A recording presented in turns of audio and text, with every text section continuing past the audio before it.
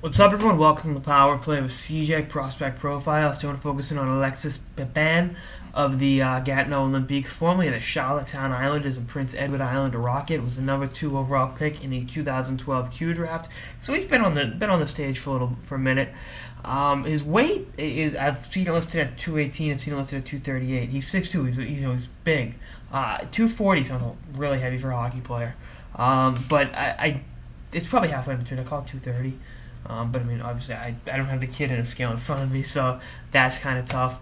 And his foot speed isn't great, but he is one of my favorite players for this draft because I like the way he takes the puck to the net. I like the way he uses his frame to protect the puck. I think power forward upside is realistic for him. I think he's the 110th ranked North American skater by Central Scouting, so I think he's more than the sum of his parts.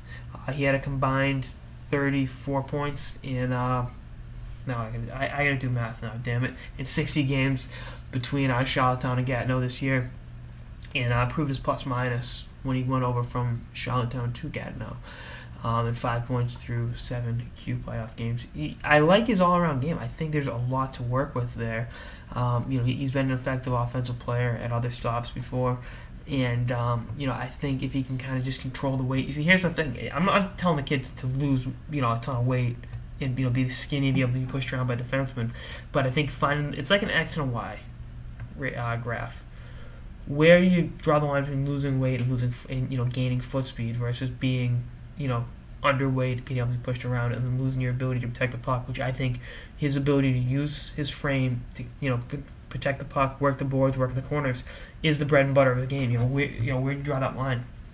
And that's going to be something that the organization that drafts him, in addition to Gatineau, needs to work with in the next 2 years, because he needs at least 2 more years in the queue before graduating professional hockey. And that's just the way it goes. And I think he's got the size to be effective in the NHL. I just think the foot speed is going to be there, and that's something you can work on because you can't teach hockey IQ, you can't teach size, you can't teach physicality. Well, I mean, you can teach physicality. It's just usually the player has it within them to do that, and Pepin has that. So my point being, give him time, let him come together, and I think you're looking at a very, very intriguing prospect. Again, top 6 power forward upside, which I don't say about everyone.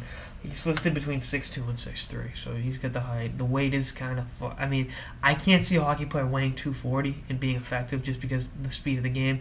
But, looking at his foot speed, you can kind of tell and I'm not calling the kid fat by any means, I'm saying it's kind of heavy.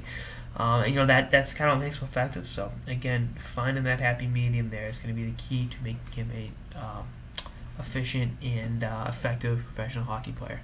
Anyway, that's like on this episode of the Power Play with CJ Prospect Profiles on Alexis Pepin of the Gatineau Olympique. Stay tuned for more episodes throughout the season and beyond. Later, guys.